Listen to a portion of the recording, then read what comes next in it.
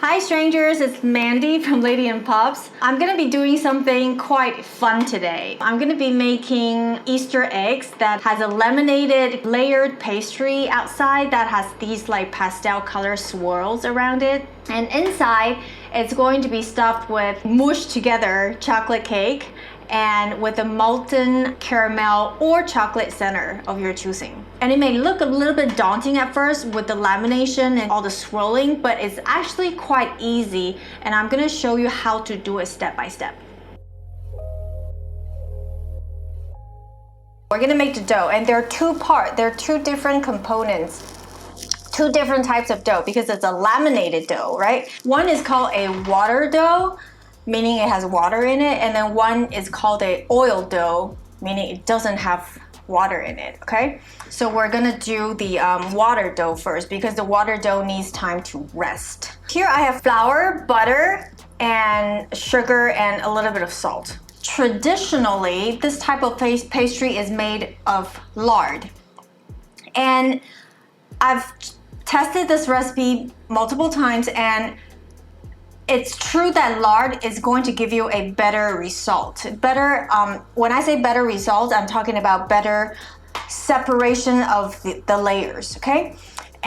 But because lard is sometimes it's not very easy to buy for a lot of people, so I'm using butter here to show you that you can still do it with butter, but if you have lard, I would suggest that you do lard. In here, I'm going to add 75 grams of water.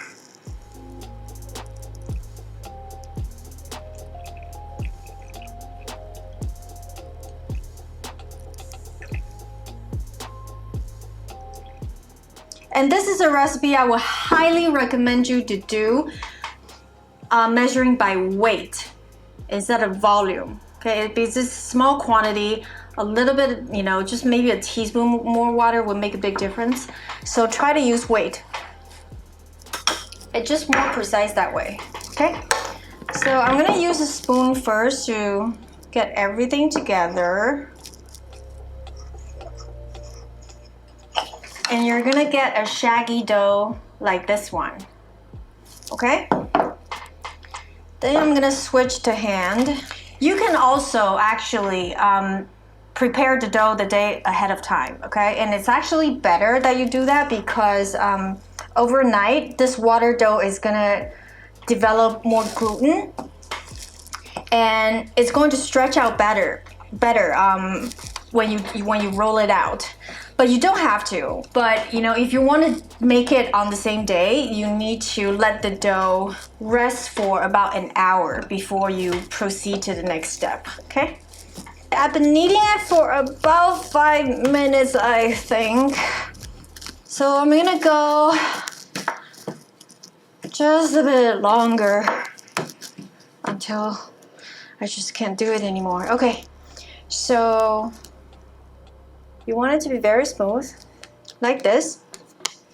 So once you've done that, we're gonna let it rest. Let time do its thing. Put it back into the bowl where it came from, and then put a plastic wrap, and then I'm gonna leave it on the counter for an hour. It needs to rest for an hour, okay? At least. So the next thing, naturally, we're gonna be making the oil dough. Right, so here I have flour and butter, and you can see it's quite a lot of butter. Very simple, just mash it together. Once it comes into like little clumps like this, I'm going to pour it onto the counter, and we're trying to basically bring it into a ball. And from now on, to prevent a little bit of sticking, I'm going to be using cornstarch instead of flour because cornstarch doesn't bind with water and it will not make the dough drier as we go. It's going to be a little bit hard to work with as the butter gets softer. I have a little cornstarch here, and I just want to lightly coat the exterior. Now, once you have this ball of oil dough in your hand, you're gonna roll it out, or at least try to. It needs to be more compact. Okay. You're gonna try to roll it out into like a little thick, fat log, like this, okay? And make sure that it's nice and even on all sides so that you can divide it into 3 equal portions.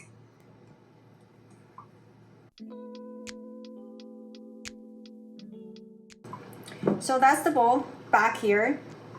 And we're gonna use 3 different colors: red, yellow, and purple. And because I happen to have some purple yam powder on my hand, so I'm using that for the purple color, but you can totally use food dye, okay? It doesn't really matter. Remember, you can add, but you can't take away. So always do a little bit first in the beginning, and then if you feel like you need to add more, then add more, okay? But because we're going for pastel here, we're not going for like, you know, super neon colored pastry. Once you have this, dump it onto a pile of cornstarch here so it doesn't stick. Then roll it gently into a long log. Try to keep the ends flat, okay? And when you roll it, try to apply equal pressure on both of your hands so the log is equal in width on all sides. Okay, once you have a log like this, use your pastry cutter and then divide it into 6 equal portions, like this, okay? And then set it aside. So now we have all our oil dough colored and sorted. Now, we're going to take each one of each color, okay? And then you're gonna line it up like this.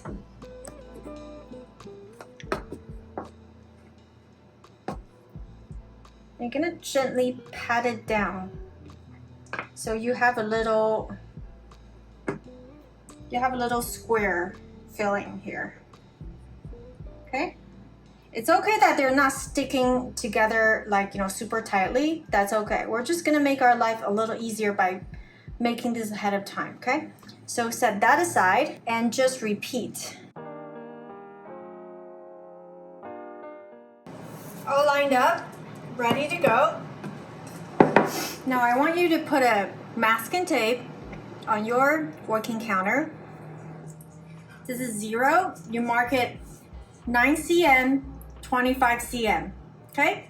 That's about 10 inches and 3.5 inches, okay?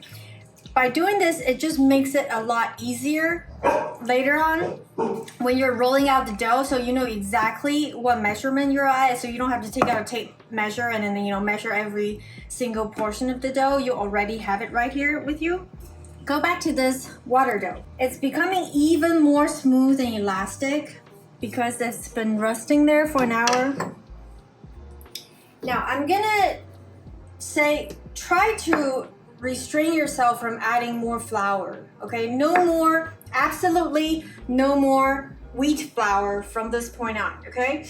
But even with cornstarch, I would say try not to use it because you're going to take away the dough's ability to stick to each other. And later on when it bakes, if you have too much flour in between each layer, that's kind of create this like weak point where it's going to crack, okay? So we're trying to not do that here. And it's not a dough that should stick too much. If it's sticking too much, that means your dough is too wet and you need to put in more flour. So in the beginning, I'm just going to use very gingerly, just a little tiny bit, is that I'm going to like kind of just like give a little flakiness on the counter here. so that it's not sticking, okay? Instead of just like, you know, lather it onto the dough.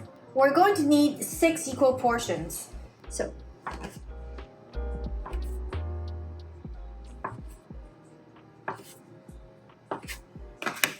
now I have 6 equal portions. I'm going to set this aside, and then I'm going to put a plastic rack so it doesn't dry out on me. And then I have this 1 portion here, right? Okay. So in the beginning, I'm going to use my hand to press it into a rectangle shape. Okay? And then you take this that's already made into a little rectangle block. You put it kind of, what would you call this? Diagonally? Diagonally like this, okay? If you have made a croissant dough, you know exactly what I'm doing right here, okay? You're basically trying to create, this like dough with a filling, but with all equal thickness of the outer dough on all sides, okay? So, and then you're gonna close it up like this side. Okay, it's by the way, it's really important, really important that you remember the direction of the filling here, okay? It's paramount that you do this. So right now you need to remember that it's going this way, okay? So before you close it and then be like, oh my God, I totally forgot where all those filling directions are. Okay, so now you're gonna place it so the filling is going this way, okay? Perpendicular to you, right? That's, yeah, okay. So, and then you're going to flip it over, and then you're gonna, again, pat it down with your hand so it becomes a rectangle shape in the direction that the color blocks are going, okay? And the reason why is so that you know where the direction the color blocks are going by making it a rectangle. If it's a square, you're not gonna be able to tell, right? Okay? So, there. Like that, okay? And then you put it back in chronological order. So this is the first one that is made. So you're going to put it here. That's the first one. And then you're gonna go to the second one and the third one. So later on, when you go back, you're gonna go back to the first one. So by doing it this way, each portion has exactly the same amount of time to rest. And then you need to cover it with plastic wrap again.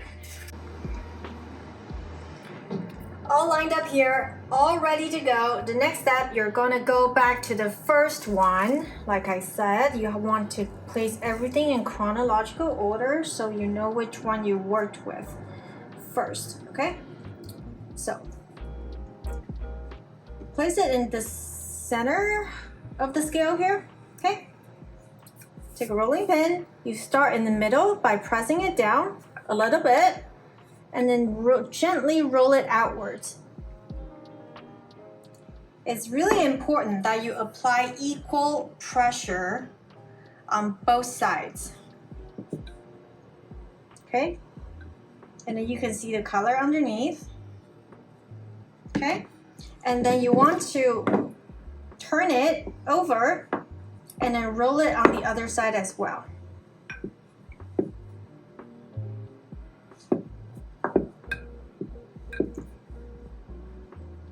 Okay?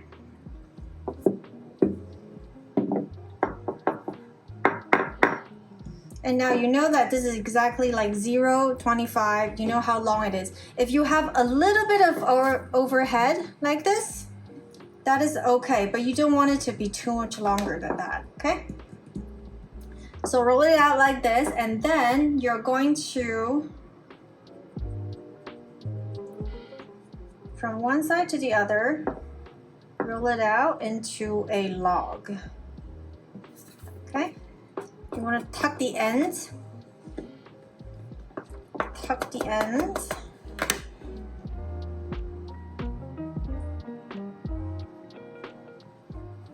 Okay, so you have a very uniformly rolled out log like this.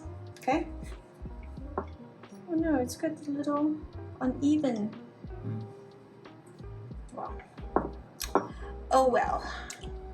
Okay, and then you put it back to its place in a queue, and then you're gonna repeat that with the rest. Not too hard, right? So you have all your logs lined up. Now go back to the first one. Okay, now you're gonna place it in this direction, okay? So your color is, the direction of your color block is gonna be like, you know, purple, red, yellow, like that, okay? So, in the center. Now this time you're going to go this way. You're going to kind of press it down so to create a bit of a width, okay? Then again, same thing, center forward. Okay? The motion is you're pushing it outwards. Okay?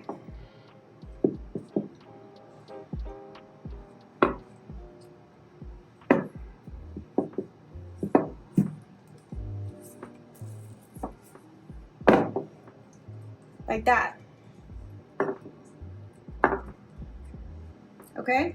Like I said, if it goes a little bit over, that is fine, okay?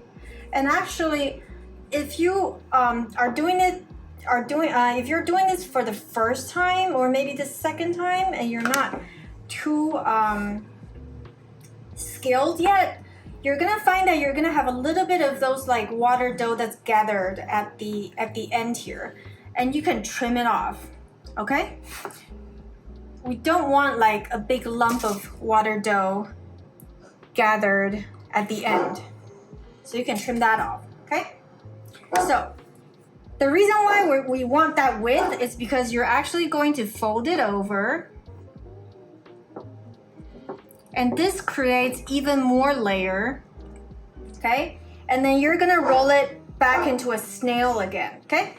And now, if you want the center of your pastry or the top of your pastry egg, laminated egg or Easter egg, whatever, the top color to be a certain color, that's where you start rolling, okay? So if I want it to be purple,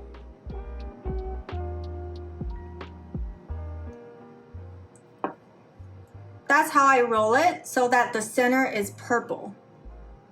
If you want the center to be yellow, then you roll it from the yellow side. Okay, once you have a snail like this, again, put it back into the lineup, and then you're going to repeat until you're done with all of it. So once you have all those snails done, they need to rest anyways, right? So they need to rest for at least 30 minutes. So this is a good time to prepare the filling. So here I have a bowl of store-bought, basically these like chocolate chiffon cake. And I'm just gonna like crumble it into like little pieces. You can use any cakes really. You can use vanilla cake, whatever, brownie, you know, whatever that you have on hand. It doesn't really matter that much. As long as something that's not too dry, that it, you know, you can like smoosh it together really well, it's gonna stay that shape. Okay, so here, I have it crumbled into little pieces, right?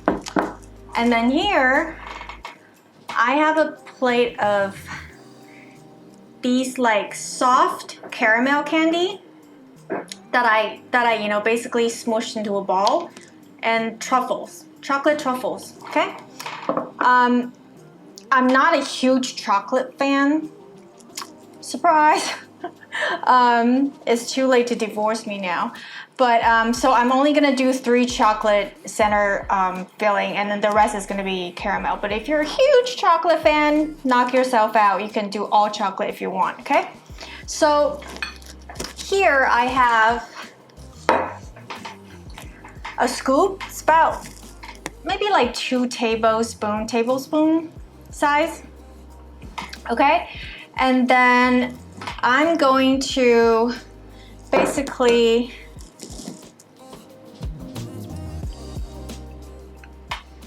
smash all those like cake crumbs together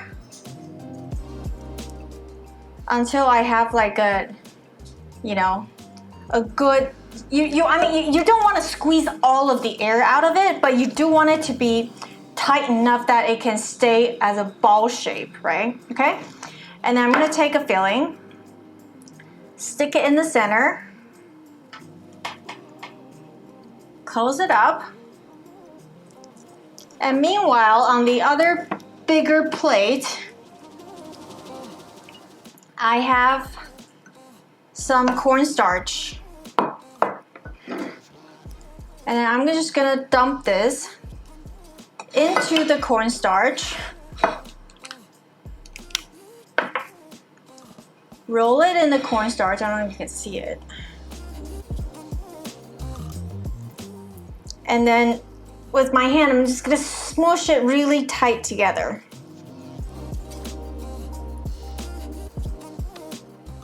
Into a ball like that, and then obviously set that aside. Okay, so I'm just gonna keep doing this until I have all 12 of them ready. Okay, so now I'm gonna show you how to actually make this happen. So you have a snail here, right? Rest it 30 minutes at least. Take a sharp serrated knife and then slice it right down the middle. Okay? Put one portion back. Now, the cut side faces down, okay? And then you press it down a little bit with your hand, and then you roll it out. Try to make the swirl at this very center of the circle, okay? And then you roll it out to about that 3.5 inch wide marker, 9 cm marker that you did, okay? You put a filling in the middle. You gather it up.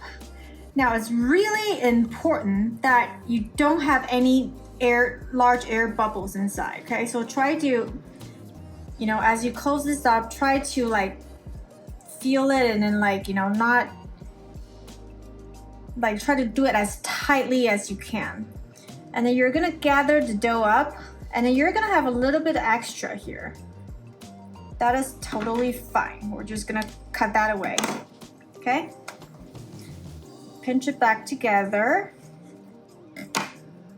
And then, okay, you see how like, I just told you that to have the center, the swirl of the center, the little snail center in the center of the circle, and I didn't do that. So now you're gonna get a little, I mean, it's not a big deal. It's still gonna be pretty. It's just like, you know, if you're super anal about it. Okay, so the best way I feel like to shape it into an egg shape is to like gently press it into, you know, in between your palm into like a little oval shape.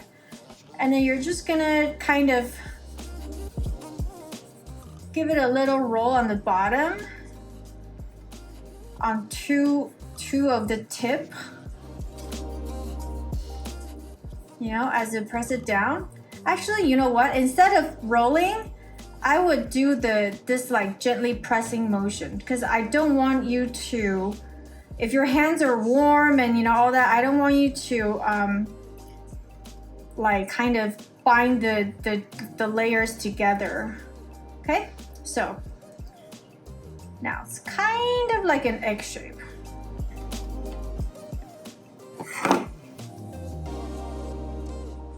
Right? I mean, if you want it to be even taller, you can. My husband is very obsessed with how eggy it is. That's pretty eggy, no? That's fine, I think. okay? And then you put that on your baking tray. You make sure that it's sitting upright. Once these are ready to bake, the good news is you can totally make them as is up to this step, like a day or two, you know, before serving. Like you can make them and then just keep them in a Ziploc container, or you know, just cover it well with plastic wrap so they don't dry out in the fridge. And when you're ready to bake, just bake them straight out of the fridge. You don't have to, you know, bring it back to a room temperature or anything. So a few things to expect before you bake them so you don't freak out. Don't expect these to behave like any sort of puff pastry or the typical like more European laminated dough that you're more used to, okay? They're not going to pop. They're not going to expand in volume. There will not be oil or butter oozing out during baking. In fact, it would actually look kind of dry as it's baking. And in the first like 10-15 minutes, it may seem like nothing is happening because we're not trying to brown them or anything, so you won't see any browning whatsoever. It's only at the last 5 minutes that you're gonna see some separation of layers. So don't expect them to, it's totally normal if, you know, they're not behaving like puff pastry, okay? So preheat in the preheated oven, 170 Celsius, we're gonna bake them for about 20 to 22 minutes. Okay, these just came out of the oven. It actually took 25 minutes. And as you can see, they do not behave like puff pastry at all. You don't get any puffiness out of them, but what you get is these like super, super delicate, almost like Japanese paper, like layers, like wafers, almost like wings of a bee or something.